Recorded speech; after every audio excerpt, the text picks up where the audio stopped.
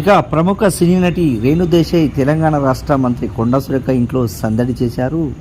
తొలిసారిగా మంత్రి నివాసానికి వచ్చినటువంటి రేణు దేశాయ్కి సంప్రదాయ పద్ధతిగా నూతన వస్త్రాలు, పండ్లు, పసుపు, కుంకుమలతో సత్కరించారు మంత్రి Surekha.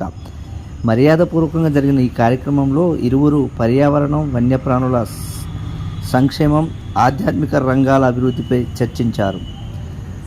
Bhagavad Gita foundation for Vedic studies chief అడ్వైజర్గా రేణు దేశాయ్ పనితీరును అభినందించారు మంత్రి కొండా సురేఖ. అదేవిధంగా ఫౌండేషన్ ఆధ్వర్యంలో ప్రపంచంలోనే ప్రప్రథమంగా నెలకొల్పనున్న గీతా యూనివర్సిటీకి సంబంధించిన వివరాలను మంత్రి సురేఖకు వివరించారు రేణు దేశాయ్. అనంతరం కొండా సురేఖ కూతురు సుస్మితా పటేల్ ప్రత్యేకంగా తెప్పించిన మెడాహారాన్ని మంత్రి తన స్వహస్తాలతో అలంకరించారు. కొండా కుటుంబం అందించిన ఆదరణ పట్ల ఎంతో సంతోషాన్ని వ్యక్తం చేశారు రేణు దేశాయ్. ఈ విధంగా రేణు దేశాయ్ మంత్రి నివాసంలో సందడి చేసిన ఈ సోషల్ మీడియాలో వైరల్ అవుతున్నటువంటి సందర్భం మనకు కనబడుతుంది.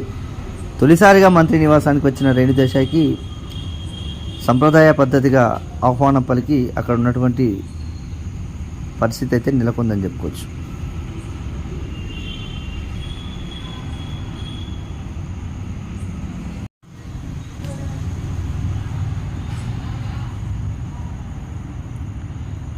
ఇక ప్రముఖ సినీ నటి రేణు దేశాయ్ తెలంగాణ రాష్ట్ర మంత్రి కొండా సురేఖ ఇంట్లో సందడి చేశారు.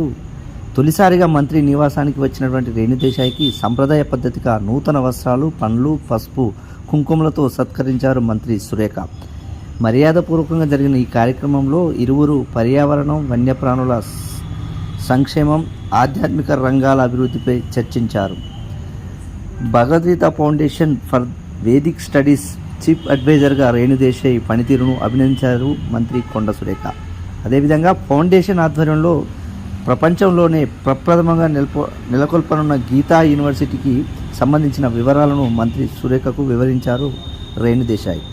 అనంతరం కొండా సురేఖ కూతురు సుస్మితా పటేల్ ప్రత్యేకంగా తెప్పించిన మెడాహారాన్ని మంత్రి తన స్వహస్తాలతో అలంకరించారు.